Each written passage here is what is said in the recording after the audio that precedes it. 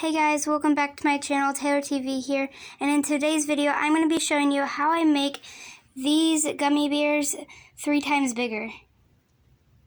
So in the last video I posted was about things to do when you're bored, and this was at the end, and it shows a regular gummy bear and a bigger gummy bear, and I'm going to be showing you guys how I made those gummy bears 2 times bigger. So you're going to first need some gummy bears, and then get a cup and fill it up with water. And you don't need to add that much water, and then you're going to put your gummy bears in the water.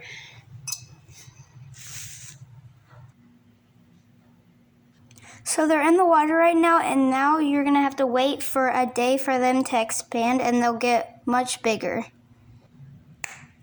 So I've waited about a day now, and they look like they're like 2 times bigger. Okay, so this is how they turned out.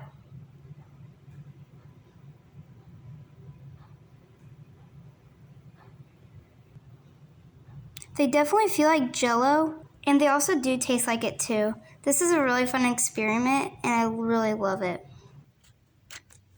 Bye!